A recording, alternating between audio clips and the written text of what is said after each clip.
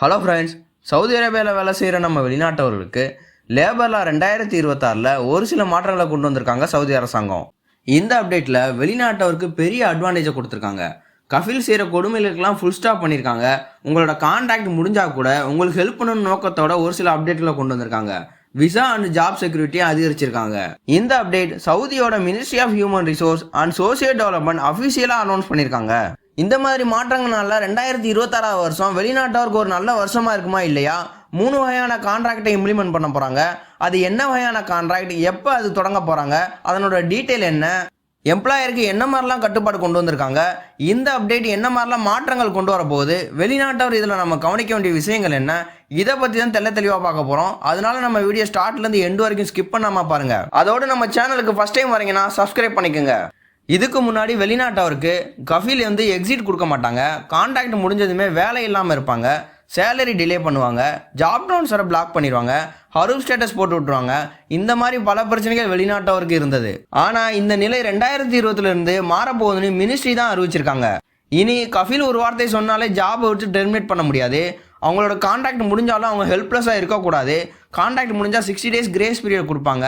Indefinite கான்ட்ராக்ட்னு new contract வந்துச்சுன்னா job security ஆகும் life லாங்காக. கம்பெனி ரீசன் ப்ரூஃப் பண்ணால் தான் அவங்கள டெர்மினேட் பண்ண முடியும். இதனால் எம்ப்ளாய்க்கு ரைட்ஸ் கேரண்டியாக இருக்கும். 3 வகையான கான்ட்ராக்ட் என்னென்னா, அப்டேட்டட் கான்ட்ராக்ட். இது 2025 முதல் ஆல்ரெடி இம்ப்ளிமெண்ட் ஆகி தான் இருக்குது.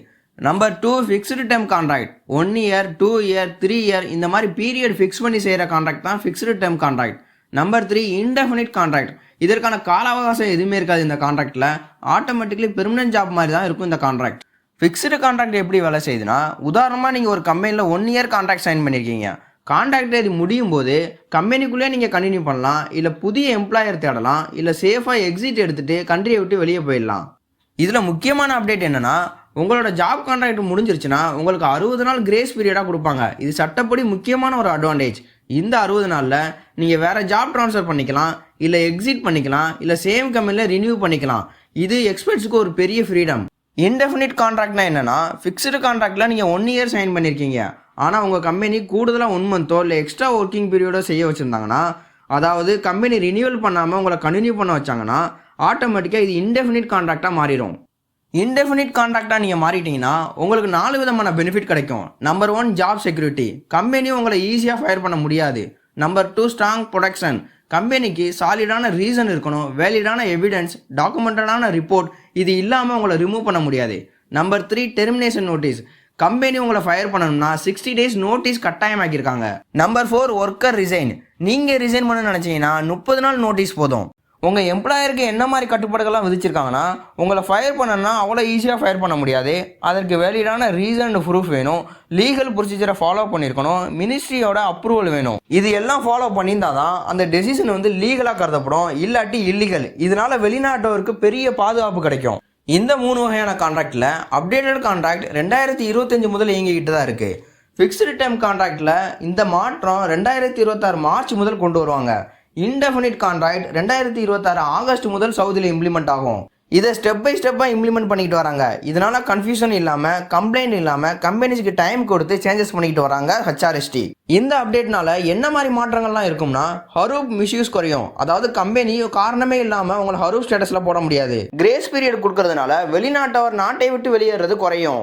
வெளிநாட்டவருக்கு ஜாப் ட்ரான்ஸ்ஃபர் ஈஸியாக இருக்கும். கஃபீலோட பவரை குறைச்சனால உங்களை வேறு ஜாபுக்கு போக விடாமல் லாக் பண்ணுறதோ இல்லை உங்களை மிஸ்யூஸ் பண்ணுறதோ பண்ண முடியாது கஃபீலால். இதில் வெளிநாட்டாக நம்ம என்ன மாதிரி விஷயங்கள்லாம் கவனிக்கணும்னா, நம்மளோட கான்ட்ராக்ட் காப்பியை சேஃபாக வச்சுக்கணும். பிரிண்டடாவோ இல்லை டிஜிட்டல் காப்பியாக வச்சுக்கிறது நல்லது. கம்பெனி உங்களை எந்த கான்ட்ராக்டில் வச்சுருக்காங்கன்னு செக் பண்ணுங்கள். ஃபிக்ஸ்டு கான்ட்ராக்டா இல்லை இன்டெஃபினிட் கான்ட்ராக்டான்னு செக் பண்ணுங்கள். இதை வெரிஃபை பண்ணுறதுக்கு அப்சர் அக்கௌண்ட்டோ இல்லை கிவா அக்கௌண்ட்டோ லாகின் பண்ணி வெரிஃபை பண்ணுங்கள். அதில் கான்ட்ராக்ட் டீட்டெயில்ஸ் அப்டேட்டடாக இருக்கும். நோட்டீஸ் பீரியடை தெளிவாக புரிஞ்சுக்கோங்க. உங்களோட எம்ப்ளாயர் உங்களை ஃபயர் செஞ்சாங்கன்னா 60 நாள் நோட்டீஸ் பீரியட் கொடுக்கணும். நீங்களாக ரிசைன் பண்ணீங்கன்னா 30 நாட்கள் நோட்டீஸ் பீரியட் இருந்தால் போதும். எக்ஸிட்டோ இல்லை ஜாப் ட்ரான்ஸ்ஃபரோ நியாயமான வழியில் ஃபாலோ பண்ணுங்கள். இல்லீகல் ஆக்டிவிட்டீஸை அவாய்ட் பண்ணுங்கள். இந்த அப்டேட் மூலம் என்ன சொல்ல வராங்கன்னா, சவுதி அரேபியா ஸ்லோவாக கஃபாலா சிஸ்டத்தை பிளாக் பண்ணிட்டு எம்ப்ளாயி ஃப்ரெண்ட்லி சிஸ்டத்துக்கு மூவ் ஆகிறாங்க. இது ஒரு மாசிவ் சேஞ்சினால 2026 வருஷம் வெளிநாட்டவருக்கு ஒரு மிகப்பெரிய நல்ல வருடமாக இருக்கும்.